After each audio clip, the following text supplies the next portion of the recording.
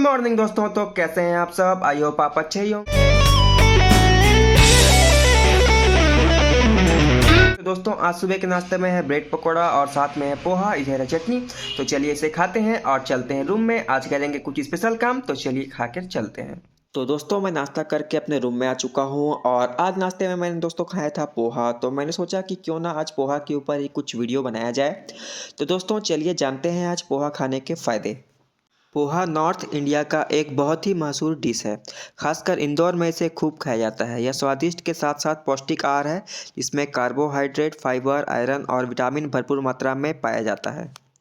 अब तक आप शौक और स्वाद के हिसाब से पोहा खाया करते होंगे, लेकिन आज हम आपको इसके फ़ायदे बता रहे हैं। पोहा खाने से आपको कई सारे फ़ायदे मिलते हैं।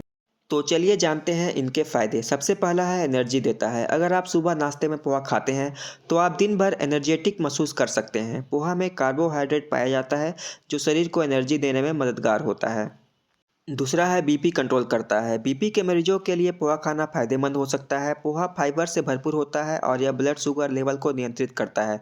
यह ब्लड शुगर के स्तर में अचानक वृद्धि को रोकता है। तीसरा है पाचन के लिए सही। पोहा काफ़ी बेहतरीन प्रोबायोटिक आहार होता है। यह आपके आंत के स्वास्थ्य के लिए बहुत अच्छा होता है। इसमें मौजूद कार्बोहाइड्रेट और प्रोटीन और फाइबर आपके पाचन शक्ति को मजबूत करते हैं।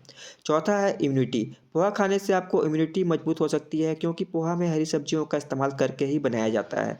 इससे शरीर को प्रोटीन, आयरन और अन्य जरूरी पोषक तत्व मिल सकते हैं। पाँचवा है वजन घटाने में मददगार। अगर आप वजन घटा रहे हैं तो इस मामले में भी पोहा आपके वजन घटाने के लिए मिशन को पूरा करने में मदद कर सकता है। जरूरी है कि आप पोहा को सही मात्रा में खाएं। पोहा की एक क्वार्टर प्लेट काफ़ी होती है। इतना पोहा लंबे समय तक भूख नहीं लगने देता है और आपको एक्टिव रखता है। ऐसे में आप ओवर ईटिंग से बचते हैं। ये देखिए दोस्तों, मैं लंच करने आ चुका हूँ। आज के लंच में चावल, दाल, सब्जी, भुंजिया, चोखा, साथ में साग है। तो चलिए इसे खाते हैं और चलते हैं वापस से रूम में। तो दोस्तों मैं लंच करके अपने रूम में आ चुका हूँ और आकर लैपटॉप के पास बैठा हुआ था, कुछ काम कर रहा था। तो लैपटॉप में काम करते करते मैंने सोचा कि चलो आज का इतिहास के बारे में कुछ देखें। तो जब मैंने दोस्तों 21 नवंबर के इतिहास के बारे में कुछ सर्च किया तो मुझे क्या पता चला दोस्तों, तो आपको चलिए बताता हूँ विस्तार से। देश और दुनिया में 21 नवंबर का इतिहास कई महत्वपूर्ण घटनाओं का साक्षी है और कई महत्वपूर्ण घटनाएं इतिहास के पन्नों में हमेशा के लिए दर्ज हो गई है। प्रतियोगी परीक्षाओं और इंटरव्यू में ऐतिहासिक घटनाएं पूछी जाती हैं, इसलिए आज के ब्लॉग में 21 नवंबर के इतिहास के बारे में हम जानेंगे दोस्तों। तो चलिए स्टार्ट करते हैं। 21 नवंबर का इतिहास बहुत ही महत्वपूर्ण माना जाता है, क्योंकि 1963 में आज ही के दिन भारत का नाइक अपाचे नाम का पहला रॉकेट छोड़ा गया था। तो चलिए जानते हैं इस रॉकेट के बारे में विस्तार से। भारत का पहला रॉकेट प्रक्षेपण सचमुच ईश्वरीय हस्तक्षेप के बाद ही संभव हुआ था। जिस भूमि पर अब भारत का प्रसिद्ध विक्रम साराभाई अंतरिक्ष केंद्र है, जहां से 1963 में भारतीयों ने अंतरिक्ष के लिए अपना पहला रॉकेट रवाना होते देखा था, वह मूल रूप से एक कैथोलिक चर्च था। 1960 के दशक की शुरुआत में डॉक्टर विक्रम साराभाई ने त्रिवेंद्रम में थुम्बा नामक एक छोटे से मछली पकड़ने वाले गांव को रॉकेट लॉन्चिंग स्टेशन के लिए आदर्श स्थान के रूप में चुना था। और जिस स्थान को उन्होंने संभावित लॉन्च स्थल के रूप में चुना था वह एक चर्च था।